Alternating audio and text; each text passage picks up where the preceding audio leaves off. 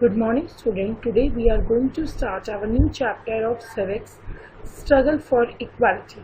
In this chapter, we study about discrimination in each and every field like job, home, and education part, and provision for constitution, reality of the situation, American civil rights movement, racial segregation in South Africa, and struggle for equality in India.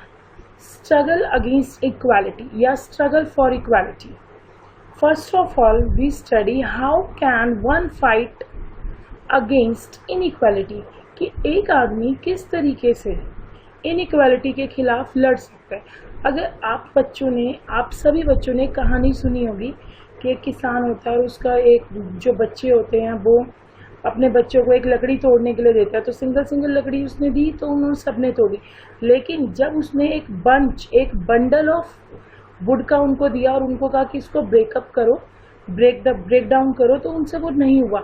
इसी तरीके से अगर हम inequality के against में single person आवाज़ उठाता है तो वो बहुत ही जल्दी उसको जो गवर्नमेंट है, जो अपर लोग हैं, वो उसको दबा देंगे. लेकिन अगर सभी मिलकर उस प्रोसेस में काम करेंगे तो उसका रिजल्ट बहुत अच्छे से आएगा, जैसे कि हमने अपनी फ्रीडम स्ट्रगल में भी देखा था.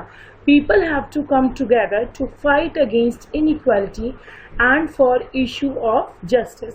कि जब तक बहुत सारे लोग मिलकर इसके बारे में नहीं बोलेंगे और अपने जस्टिस के लिए खड़े नहीं होंगे, तब तक किसी को क्या पता कि आपको क्या प्रॉब्लम है, आप किस तरीके का सॉल्यूशन चाहते हो. Challenges against discrimination. हमारी सोसाइटी में जो डिस्क्रिमिनेशन है बेसिकली वो कहाँ पर पाया जाता है. तो at home discrimination amongst education part and discrimination in job. In 3 part पर डिस्क्रिमिनेशन सबसे ज़्यादा देखा जाता है. जैसे फैमिली के अंदर हम देखते हैं कि जो गर्ल चाइल्ड है उसको इतनी इम्पोर्टेंस नहीं मिलती जितनी कि बॉय को मिलती है. लेकिन आज की सोसाइटी में ऐसा नहीं है. आज दोनों के पास इक्वल इम्पोर्टेंस है और वो अपनी एजुकेशन के पार्ट में भी इक्वली काम कर रहे हैं. लेकिन अगर आज से हम थोड़े साल पीछे की तरफ जाए तो वहाँ पे ये राइट, एजुकेशन का राइट गर्ल्स को नहीं मिलता था. इसके अलावा जॉब्स के अंदर कई जॉब्स होती हैं, वहाँ पर बॉय को रिस्ट्रिक्शंस फॉलो अप कर सकता है. बॉय तो रात नाइट शिफ्ट भी कर सकता है, लेकिन लड़कियों के लिए नाइट शिफ्ट करना पॉसिबल नहीं है. Provision of the constitution. Our constitution secure justice, liberty and equality. Directive principle of the state policy ensure equal pay for equal work for both men and women. Provide healthy atmosphere to the employee. Provide justice to all. इसका मतलब है कि directive principle of the state policy बताते हैं कि main और women अगर उनके पास सेम डिग्री है तो उन्हें एक ही जगह पर काम करने की इक्वल पे मिलनी चाहिए. इसके साथ साथ वो भी ये भी बताते हैं कि हम जिस एटमॉस्फेयर अपने एम्प्लॉय को एक अच्छा हेल्दी एटमॉस्फेयर दें ताकि वो अपने आप को और भी अच्छे से ग्रूम अप कर सकें. इसके साथ साथ हमें अपने एम्प्लॉयज़ के साथ एक जस्टिस, एक इक्वालिटी को देना बहुत ज़रूरी है.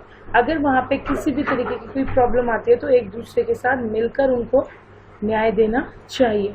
Establishment of national human right commission in 1993. National human right commission basically women की सिक्योरिटी के लिए और उसके वेलफेयर के लिए एस्टेब्लिश किया गया था ताकि वुमेन को सिक्योरिटी मिल सके कि हाँ, कॉन्स्टिट्यूशन के अंदर उनके लिए भी एक अलग स्थान है जिससे उन्हें इक्वालिटी मिल सकती है. Reality of the situation. कुछ चीज़ें सिचुएशन के मतलब रियलिटी ऑफ सिचुएशन में आती हैं, जैसे कि हमारे संविधान में, कॉन्स्टिट्यूशन ने हमें बहुत सारी चीज़ें प्रोवाइड किया, बट क्या वो चीज़ें रियलिटी में आपको मिल रही हैं या नहीं मिल रही हैं. Political equality. ऑल सिटीजन के पास राइट है, राइट टू वोट का, बट इलेक्शन के टाइम पे बहुत सारे जो पुअर लोकेलिटी के लोग हैं वहाँ पर वोटिंग राइट को डाइवर्ट कर दिया जाता है उनकी बेसिक नीड्स को फुलफिल करके। या फिर एक गरीब आदमी है, उसके पास इतना पैसा नहीं है कि वो इलेक्शन में खड़ा हो सके, क्योंकि कंपेनिंग के प्रोसेस में, अदर प्रोसेस में पैसा ज़्यादा चाहिए। तो कहीं ना कहीं पॉलिटिकल इक्वालिटी अगर रियलिटी में देखी जाए तो कहीं ना कहीं सिमट सी गई है। उसके बाद legal equality, equality before law. अगर हम अपने कॉन्स्टिट्यूशन की तरफ से देखें तो we all are equal in front of law.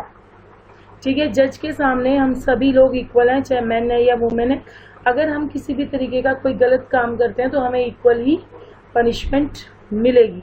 लेकिन इसके साथ साथ अगर कोई गरीब है, पुअर व्यक्ति है, उसके पास इतने रिसोर्स नहीं है, पैसा नहीं है, तो वो किस तरीके से अपनी अपील लोअर कोर्ट में कर सकता है, क्योंकि उसके पास तो मनी ही नहीं है वकील को देने के लिए।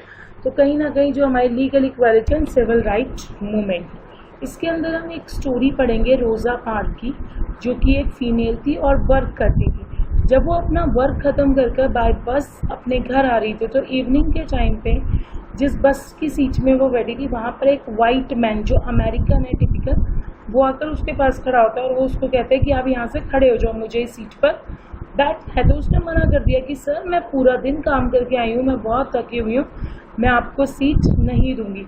उसके इतने कहने पर उस वाइट मैन जो था, उसने बहुत ही ज़्यादा, उसकी ईगो हर्ट हो गई कि किस तरीके से इस ब्लैक लेडी ने मेरे को मना कर दिया, और आगे चलकर रोज़ा पार्क को जेल में डाल दिया गया। लेकिन जब उसने इस चीज़ को प्रोटेस्ट किया तो उसके साथ और भी लोग खड़े हुए, और इस तरीके से अमेरिका के अंदर जो रेशियल डिस्क्रिमिनेशन मीन्स रंग के बेसिस पे जो डिस्क्रिमिनेशन था वो स्टॉप हो गया। Martin Luther king junior inspired by Mahatma Gandhi and establish equality amongst African and American. जो मार्टिन लूथर किंग है वो महात्मा गांधी से बहुत ज़्यादा इंस्पायर्ड है।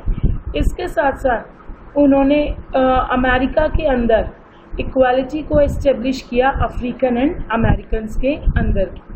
रेशियल सेग्रेगेशन इन साउथ अफ्रीका में किस तरीके का कलर बेस की सोसाइटी थी, तो उसमें हम पढ़ते हैं कि blacks in south Africa face political, economic and social inequality. जितने भी ब्लैक इन साउथ अफ्रीकन जो है सोसाइटी के लोग, उनका कॉम्प्लेक्शन डार्क था, ब्लैक कलर था, तो उनको political, economic and social inequality मिलती थी। मीन्स उन्हें ना तो वोट डालने का अधिकार था, ना स्टैंड, ना ही वो इलेक्शन में खड़े हो सकते थे। इसके बाद इकोनॉमिक मीन्स उनको वेजेस भी कम दिए जाते थे, और समाज में भी उनको इक्वल नहीं समझा जाता था। Nelson Mandela led African National Congress. जो नेल्सन मंडेला है, उन्होंने अफ्रीकन नेशनल कांग्रेस को बनाया, और उसको बनाने के बाद उनके जो प्रोस्पेक्टिव थे कि हाँ हमें किस तरीके का साउथ अफ्रीका के अंदर एटमॉस्फेयर चाहिए, उस पर उन्होंने वर्कआउट किया, और अपने वर्कआउट में वो इतने ज़्यादा अचीव की उन्होंने मल्टी रेशियल इलेक्शन स्टार्ट करवाए 1994। ये उस टाइम की ग्रेट अचीवमेंट थी। इसके साथ साथ Nelson Mandela first black president of south Africa भी इन 19th सेंचुरी। बेसिकली इसके अंदर हम इंडिया के बारे में पढ़ेंगे कि इंडिया के अंदर किस तरीके से सोशल एंड रिलीजियस रिफॉर्म को या इनइक्वालिटी को ख़त्म करने के लिए काम किया गया। तो जो हमारी 19th सेंचुरी है, इसके अंदर रिलीजियस और सोशल बहुत सारे मूवमेंट्स चलाए गए, जिसमें राजा राम मोहन रॉय, स्वामी दयानंद सरस्वती, स्वामी विवेकानंद, ज्योतिराव फूले, इनके नाम बहुत ज़्यादा आते हैं। इसके साथ साथ इन रिफॉर्मर्स ने बेसिकली अनटचेबिलिटी को रिमूव करने के लिए, अपलिफ्टमेंट ऑफ वुमेन को करने के लिए, और कास्ट सिस्टम के अगेंस्ट में काम किया है। ज्योतिबा फुले ने सत्यशोधक समाज की स्थापना की। उसके साथ साथ उनका ये भी मानना था कि गर्ल चाइल्ड, चाहे वो अपर क्लास की है या लोअर क्लास की है, उसको अपनी शादी के बाद बहुत सारे कस्टम, मीन्स वो किसी भी फैमिली से बिलोंग करे, उससे कोई फ़र्क नहीं पड़ता, चाहे वो अपर क्लास है या लोअर क्लास है, सेम सिचुएशन है सभी लड़कियों की। मीन्स उन्हें पॉलीगैमी, चाइल्ड मैरिज जैसी जो बुराइयां हैं उसको झेलना पड़ता है। Lower caste women did not allowed for education. जो लोअर कास्ट की औरतें थी उनको एजुकेशन लेना बिल्कुल भी अलाउ नहीं था। Mahatma Gandhi and B.R. अम्बेडकर ने दलित मूवमेंट चलाए थे।